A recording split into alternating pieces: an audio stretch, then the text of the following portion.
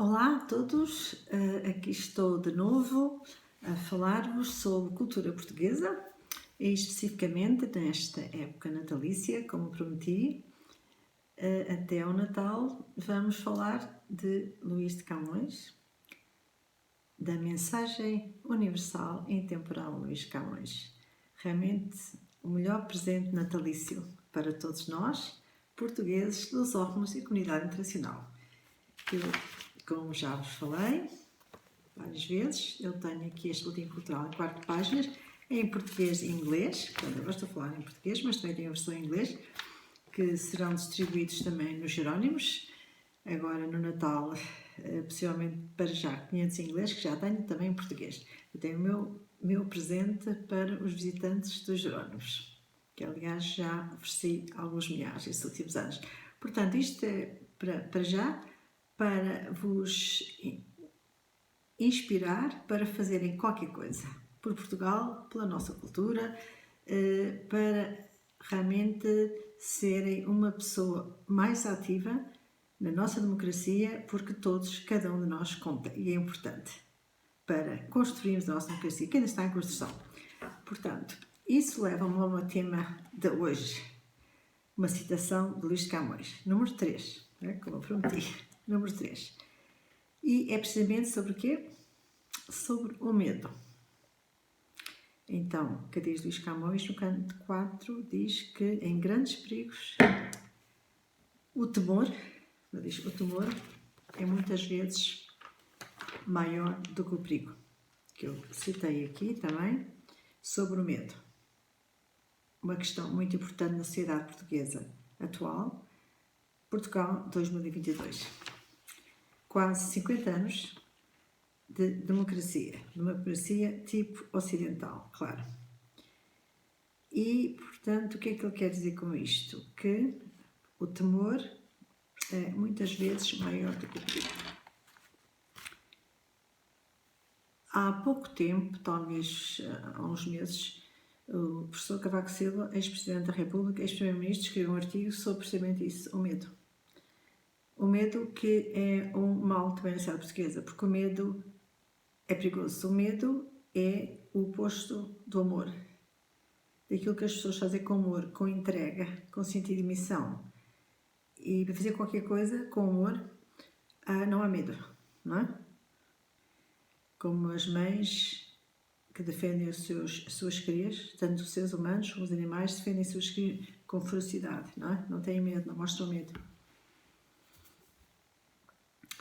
E porquê é que Portugal, é um facto, os portugueses sofrem do mal generalizado, que é o medo, que afeta não só a população, portanto, nós, os cidadãos comuns, como os governantes também. Surpresos?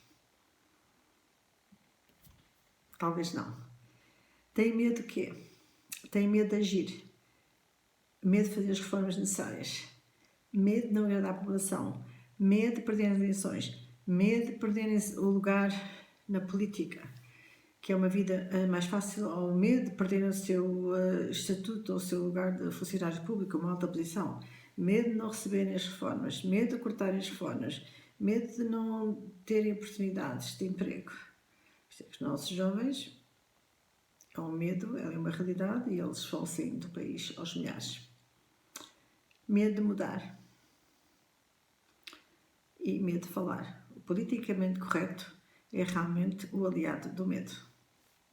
São irmãos. Uma mão lava a outra.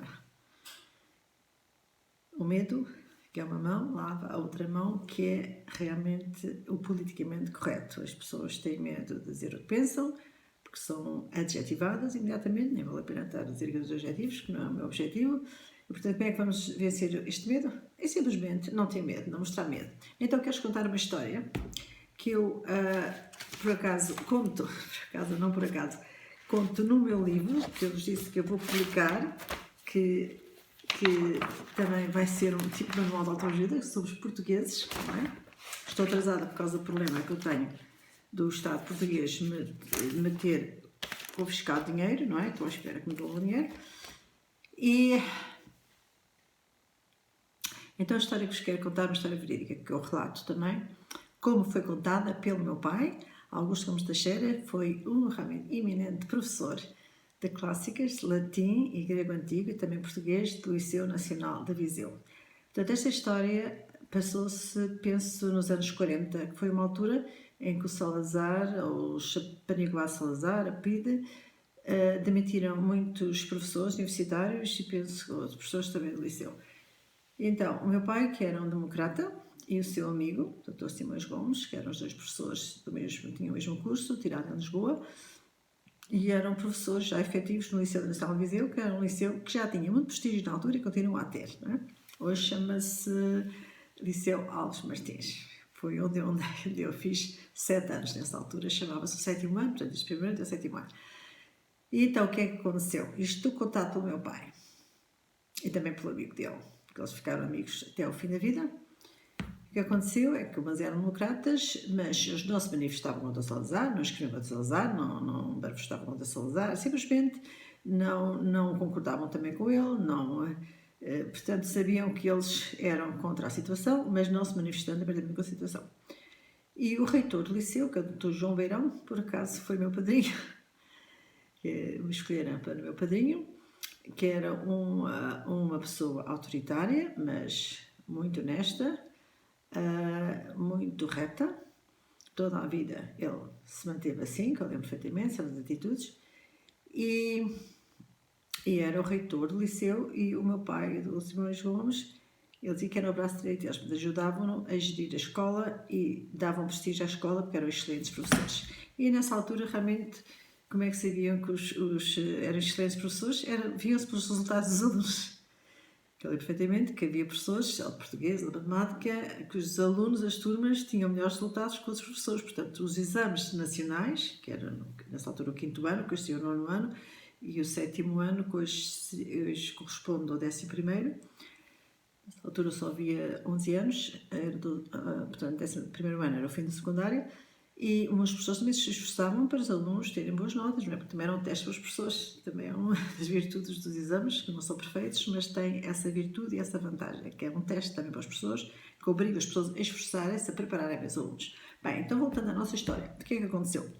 Segundo o meu pai relatou, e também o amigo dele, penso que terá sido nos anos, fins talvez dos anos 40, meados dos anos 40, o reitor foi chamado de urgência ao Ministério da Educação em Lisboa. Portanto, nessa altura, imaginem uma viagem hoje de carro de Viseu a Lisboa são 3 horas, nessa altura de comboio, imaginem que era quase todo dia, não é? Foi de comboio. E o meu padrinho, o Dr. João Beirão, que era o reitor do Liceu Nacional de Viseu, que se chamava na altura, lá foi ao Ministério. Entrou no Ministério, e segundo eu vi muitas vezes relatar, entrou no Ministério e o Sr. Ministro, entrou no gabinete do Sr. Ministro evidentemente é ele, portanto, nem sequer tive tempo de sentar, o reitor do Liceu Nacional de Viseu, o Dr. João Beirão, e o Ministro foi direto ao ponto e disse-lhe: o senhor está a ser controlado por 2 comunistas. Aí o Dr. João Beirão, o reitor e meu padrinho, percebeu onde é que ele queria chegar. Ele estava a preparar o terreno para demitir estes 2 professores em Viseu. E ele não hesitou. Olhou o senhor ministro de frente, portanto, no tempo de Salazar, ditadura, não é? Que havia havido pessoas presas. E ele não se sentou, manteve-se, cabeça erguida, olhou o ministro de frente, olhou nos olhos e disse: senhor ministro, eu realmente não sei a cor política do Dr. Simões e do Dr. Augusto Teixeira. Só sei que são excelentes professores, são o meu braço direito e dão prestígio à minha escola. E, se o senhor ministro os demitir, eu demito-me em protesto. Muito boa tarde. Deu meia volta e voltou para Viseu. O que é que acham? Acham que eles foram demitidos ou não? Não, nunca mais os incomodaram. Qual é a moral da história, o ponto da história? É que ele não mostrou medo. Olhou o ministro de frente. Não mostrou medo, não hesitou em afirmar a sua posição. Ele estava disposto a demitir-se se admitissem os colegas. Portanto, isto é uma prova que o medo é o inimigo. Eu, quando ouvi esta história, quando escrevi aqui no meu livro, o comentário: o que é que teria acontecido se aqueles professores Muitos universitários foram demitidos na altura, António José Saraiva e outros, que eram pessoas eminentes, grandes académicos, não é? Que fizeram muita falta a Portugal, portanto, da nata da nata. O que é que teria acontecido se, quando estes professores foram demitidos, 1, 2 e 3, se os reitores, os colegas tivessem feito a mesma coisa, tivessem ido ao Ministério, se disse, senhor, demitir os meus colegas, ou não readmitir o meu colega, ou os nossos colegas, eu demito em protesto. Se as pessoas tivessem, se os colegas tivessem feito isto, se os reitores das escolas tivessem feito isto, se os reitores das universidades tivessem juntado assim, não admitimos olhar os ministros, isto talvez a ditadura tivesse tomado outro curso. Mas, infelizmente, a maior parte das pessoas mostraram medo, tiveram medo, foram-se acanhando. E é o que acontece hoje também. O medo, há medo na sociedade portuguesa. Nessa altura da ditadura, o medo era claro.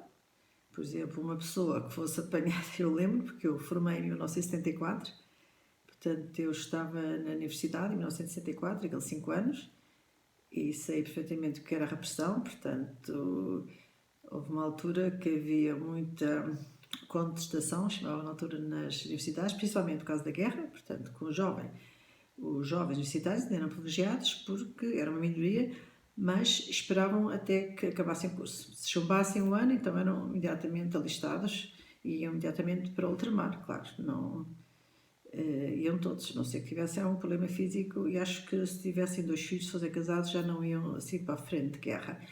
Mas, portanto, era um medo também, claro, de ser enviado para uma guerra que não era a sua, num continente diferente, não é? E se bem que fosse a administração portuguesa, mas era uma terra que era desconhecida para a maior parte dos portugueses. E, portanto, também esse havia o medo de ir para uma guerra, morrer por uma causa que eles não acreditavam, é que uma guerra é sempre mau, nunca é boa, não é? Não há razão nenhuma para manter uma guerra, tem que sempre negociar a paz.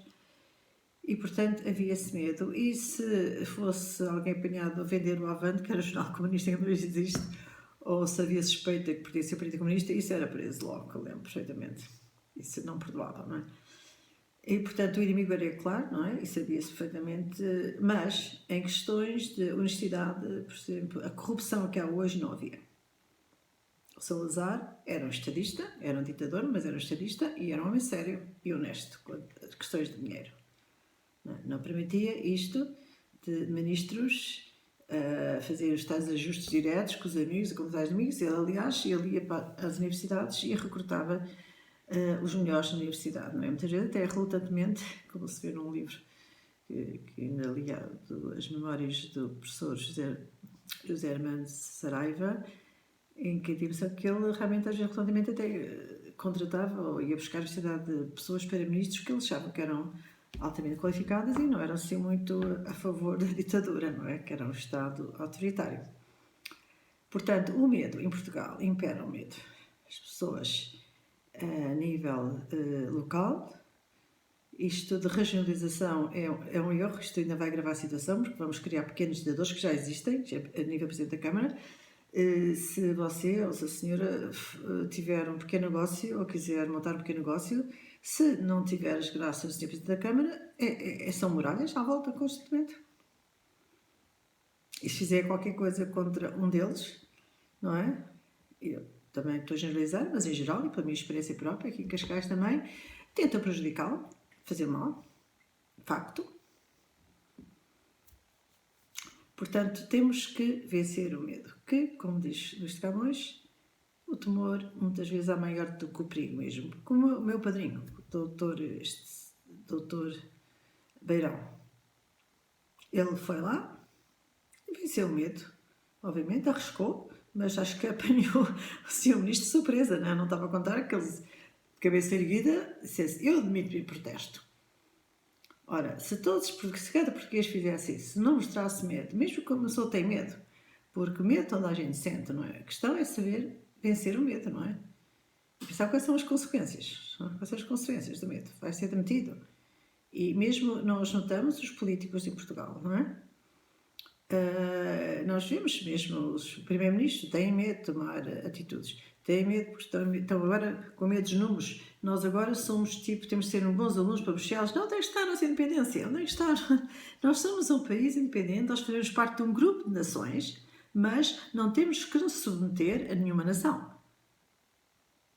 A ideia da Europa é das várias idiosincrasias, várias sinergias, dizemos várias sinergias de vários países, e essa comunhão de sinergias, nós aproveitarmos o melhor de cada um.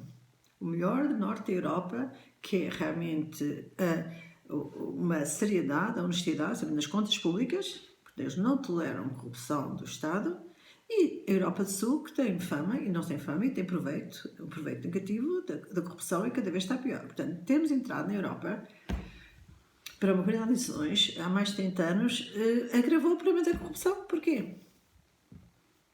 Agora ficam as pessoas contentes, são muitas pessoas, eu não concordo com isso, porque anunciou a senhora Ministra da Presidência que da Europa veio finalmente, acho que depois de 2 meses de terem pedido, a aprovação da segunda tranche desta ajuda que é dinheiro dado, para ser um esmolão que dão a Portugal.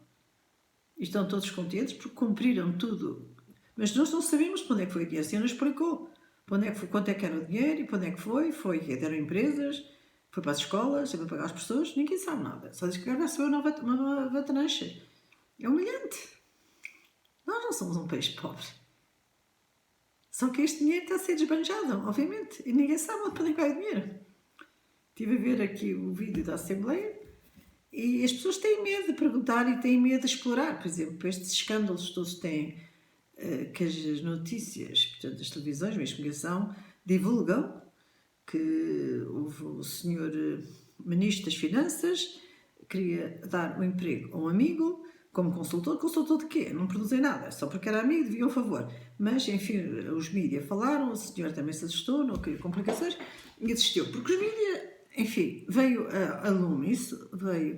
Mas os outros casos. Portanto, o senhor devia-se ter demitido, ministro.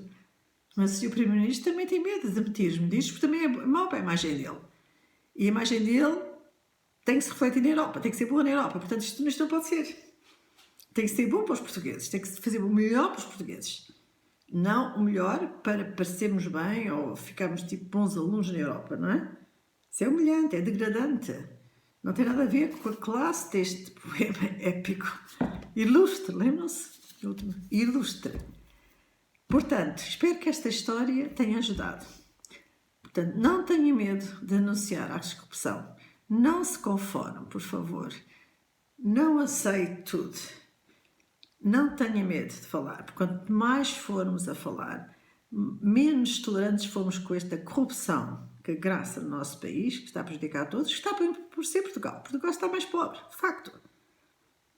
Agora dão esmolas, quase metade dos portugueses se qualificam como pobres, se não fossem os tais apoios sociais, vocabulário dos políticos, apoios, 240 euros para os mais carenciados, 125 euros para todos, de vez em quando, uma esmolinha ali, uma esmolinha ali. Que é isto?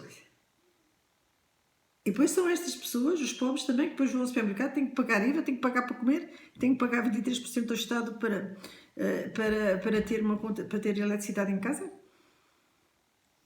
Aceita isto? Eu não. Medo. Não tenha medo. Pode sentir, mas vê só medo. Como o meu padrinho, o reitor do Liceu da Cela Viseu, o Dr. João Beirão, que era um homem da situação. Portanto, tinha apoiado o Estado Novo, mas quanto à dignidade humana, honestidade e retidão, ele defendeu os colegas. Não teve medo. Não teve medo. E ninguém foi demitido. Portanto, o que é que vai fazer neste Natal? Que este Natal 2022 seja uma mudança para todos nós e compre uma edição que isto digital não influencia. Tem que ter mesmo assim um exemplar na estante, assim, para ver bem.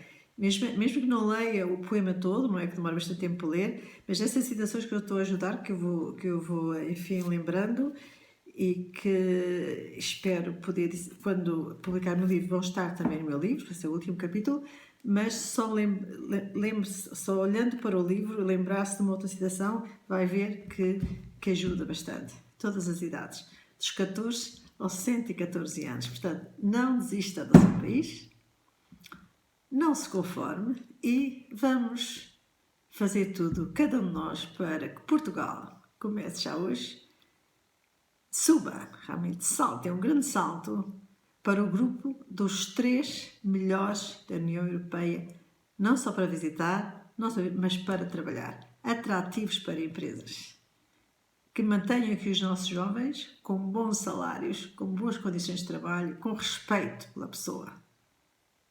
Não tenha medo, não se resigne e aqui fica a nossa terceira citação, Luís Camões. Não se esqueça que o temor muitas vezes é maior que o perigo. E estamos numa democracia, podemos falar e fazer sem medo. O que é que acham? Okay? Fiquem bem. Olha, aqui envio boa energia. Meu nome é Delfina Teixeira Tamagones e aqui vos mando para Portugal, todo mundo, portugueses, lusófonos, comunidade internacional. Aqui vai boa energia dos meus girassóis de outono. Plantei no verão para colher agora no outono. Mais um. Boa noite. Até amanhã para a nossa quarta citação tão inspiradora do grande Luís de Camões. Fiquem bem. Tchau, tchau.